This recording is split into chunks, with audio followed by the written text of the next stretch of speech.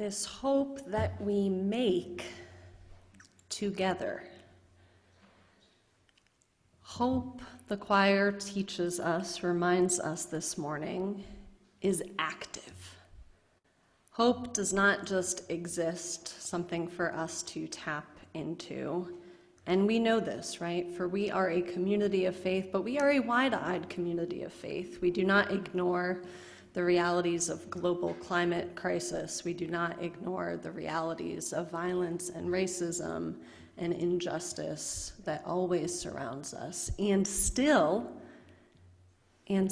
we declare hope is a thing that we choose to make together, and that we can make together, that we have the power to make together. That is a Unitarian Universalist message for the day, is it not? Now, one of the reasons why you all keep coming back here, why you show up on Sunday online or in person, and why you are a part of this community, why you give of your time and your talent and your treasure, is because of the hope that is made here. Right? That's true? I'm not, okay, all right. That's why I got into this, yeah. And we do this in so many ways, right? We do this in the sharing of joys and concerns, because we know that we have more faith in the world and in life and in love when we turn to one another, both when we are hurting and when we are ecstatic with joy. Gosh, my belly bumps hit stuff now. For those of you who are new, I'm pregnant and I'm adjusting. Okay.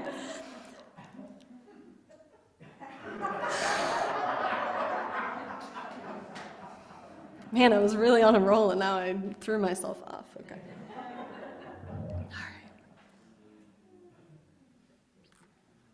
We give because of the hope that we get here, right? In tender moments when we are brokenhearted and when we are on fire because we are excited about the work that this church community is doing.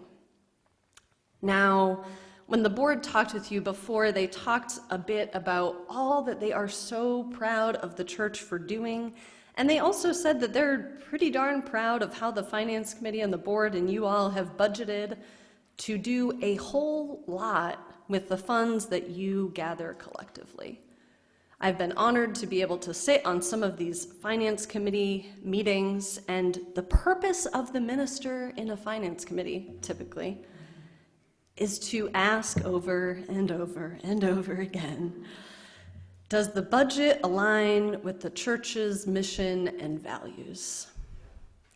Right? Because the budget kind of shows what we care the most about, right? What are we spending our money on, right? We are in a world where money is oftentimes how we communicate and where we hold our power and our wealth, right? And we must be intentional about how we use those things.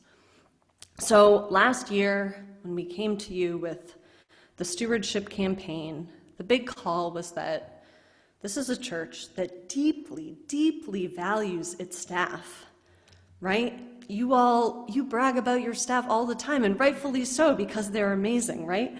And what we said is that we have not been able to pay our staff that fair share wage that aligns with how we feel about them and how we value them. And you all responded, as Diane shared again, by increasing your pledges, and all of our staff were brought up to a fair share compensation in 1 year. Yeah. And this commitment to fair compensation continues, and part of that is having a cost of living adjustment and a regular raise for staff every year, right? You all know this as your own employees. So that is something that this church and that the finance committee and the board has said, yes, we want to be able to do that, right? Yeah, yes, thank you. And And you all wanted to be very competitive in search. So you put together an excellent fair share compensation package for your next minister. Now, this will require an increase of pledges and some increase in money to meet this, right? And I have no doubt that you will do this because I have experienced how you care for your ministers, and I have experienced that you will fund the things that you care about. So now we just have to do it, and I trust you all to do it. I think it can happen. Because last year, you did an amazing job, and I know that this putting more money into someone who you don't yet know takes a little more of a leap of faith, right? It just does. So sit with that if it feels a little weird, right? Because we as Unitarian Universalists often like empirical evidence, and without being able to look and hear this person, it might feel a little more scary. And I will say your search committee has done amazing hard work, and now is the time to trust these people and know that they will be able to best do their job when they can share a fair share compensation for your new minister. All right, now, we talked about how budgeting is reflective of the church's values, right? Now, this is true for every individual and every family as well, right? How we budget and what we spend our money on reflects what we care about and what we most value. Now, this can be a hard thing, and a hard thing to kind of look at what we're spending our money on and are saying am I actually spending my money on the things that I value the most? The first thing that comes to my head is that I would love to be spending a little bit less money on rent. And, my partner and I made a decision that we were in a new place. We wanted to be close to things and could walk to things, so we paid more money in rent. And sometimes I'm like, maybe that wasn't the right decision ethically for us, right? Now is a time and an opportunity to really look at what you are spending your money on and saying hey, if how I spend my money is part of how I live my values, is how I'm spending my money actually reflecting what my values are, right? And what shifts do I want to make so that I can feel more aligned in my life, right? That's part of the religious task, right? Ensuring that our actions are aligned with our values and our beliefs, and our checkbooks and our pocketbooks are part of our actions and are an important part of our actions. So in this month of Stewardship Sunday, I invite you to not only think about am I giving as much to the church as I care about this church, but also just, take a look at how you're spending your money and how you want to be spending your money, and asking, are my funds going to what I truly believe in? Are they going to my values? Are they helping to build power in my community in the way that I want them to? Now, it is my own belief that church is a very special kind of countercultural community where we pool our money together out of the belief that it can do more good together than it would do alone. That is, in and of itself, a pretty big leap of faith and a pretty radical statement, especially in a capitalist system, right? This is very collectivist economy, cooperative kind of fundraising that churches do. It's actually pretty radical when we think about it from how many other systems function. You all say, hey, we're going to put our money together. Maybe we'll get a little more money from grants or something like that. But mostly, it's the money that we decide together. We're going to pool together because we trust that it can do a whole lot more together than any of our funds could do alone. It's pretty awesome when you think about it, right? So this is a month to really lean in and live into that power. A time to imagine all that you can do in this community, a time to reflect on the hope you have made together and the hope that you will make together, right? Now, I personally believe that Unitarian Universalism, like Dietrich, who was talking about Unitarianism, has a whole lot to give this world right now. A whole lot to give this world. A community where you are welcome to believe what you believe, be held accountable for it, be in discussion about it, but have a theologically pluralistic community that is bound together by their commitment of love. Whew. That is something that we need a lot more of. And I have a confession that sometimes when I am driving here on Sunday morning, both right by my house and then many other times when I'm on my way here, I see conservative evangelical churches with a whole lot of cars and a whole lot of flashy messages and a whole lot better communications than we do, and I get a little mad because I know that the religious right is funding religion better than we are. And I have a problem with that because I think that we're right, and that's why I stand before you today, right? And I love in your stewardship literature campaign that like this church put together, you said, right now we're asking people to give 5 to 7%, and we aspire to tithe a 10%. And I'm like, heck yes! Like, let us not be outfunded by the religious right who is hurting so many of our youth and children and so many of us by their messages when we are having messages of love. Whew.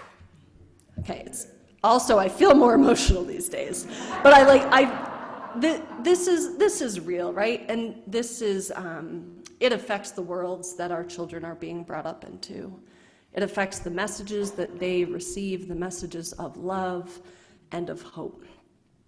So I hope that this church and that all Unitarian Universalist churches and all progressive religious communities are really thinking about how we are funding our faith. Because if, like we say we do, and if, like Dietrich says, we believe that this faith community can offer the most good and the most change to our wider communities, then we ought to be funding it as such, right?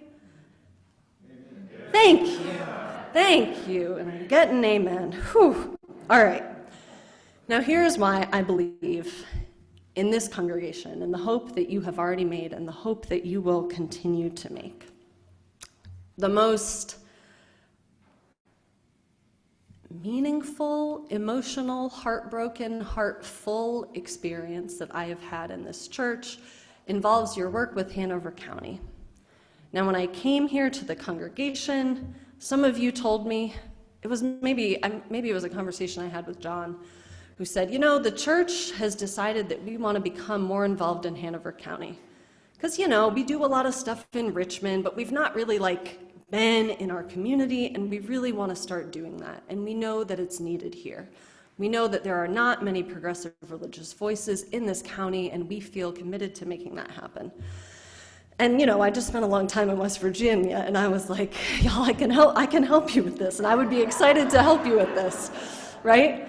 So I went to some meetings that you all asked me to go to, just started showing up and being present, and I always would try and take another one of you lay leaders with me. So, right, the relationships were being built from within the church. And that led to all sorts of different things.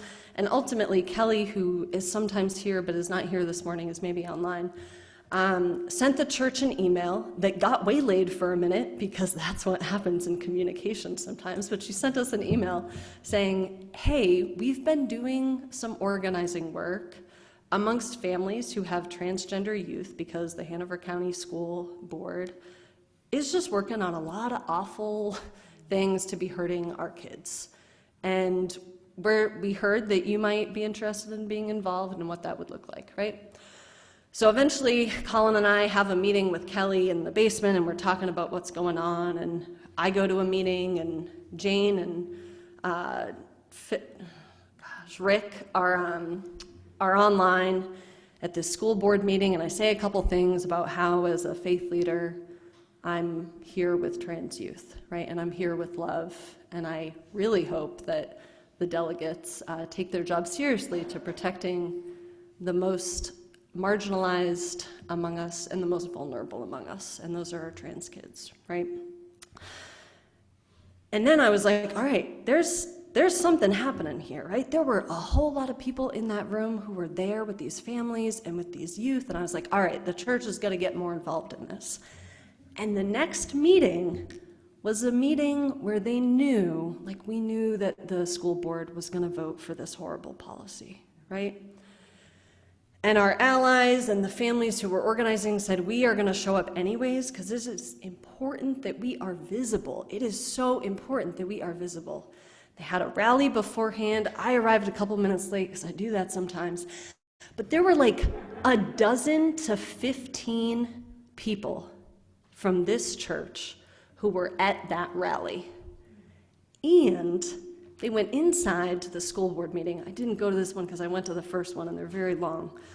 And I knew that we had a force, right? We had like 12 to 15 Unitarian Universalists in that room with the pink shirts that said, what do they say, like trans rights are human rights. See, we can hear the people who were at this gathering. I think it was even kind of rainy that day, and we were still standing outside doing this, yeah.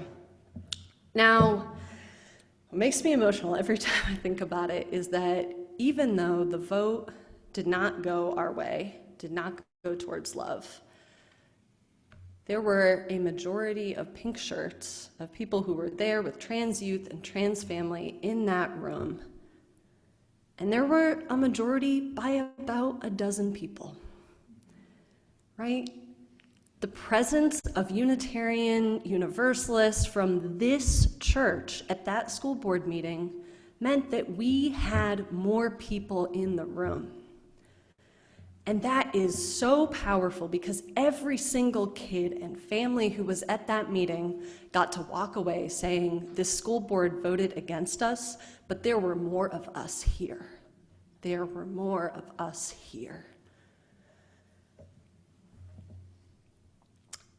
And that means a whole lot. It means a whole lot. And showing up and just sitting through this like hellaciously long and boring meeting and not saying anything and just being silent witnesses is such a humble and powerful and strong moving thing to do. And I was so personally moved by you and so proud of you that night. And this was only accomplished through like an email asking people to show up. And we just started building relationship in this work. And already this church community has had a powerful, powerful impact. So I have no doubt in my mind that as people start gathering more together as is happening, and as this work, as this struggle in Hanover County continues, that you will only become a more powerful and important part of that alliance. And that the hope that you are able to make not only in this church will spread out into this community, and you will build love and you will build power with people who are fighting for it and with people who need it. So my charge to you is to never forget that the hope you have made already, that you can continue to make and you can build on and grow, because I have no doubt in my belief for you, and I hope that you don't either. So please keep that hope, keep building it, and spread that love. When you come here, whether it's how you engage, how you act, or how you give in hope, give in love, and give of the belief and the conviction that this faith, that our faith, can do an incredibly great amount of good for our community, our worlds, and ourselves. Amen. May it be so, and may we make it so.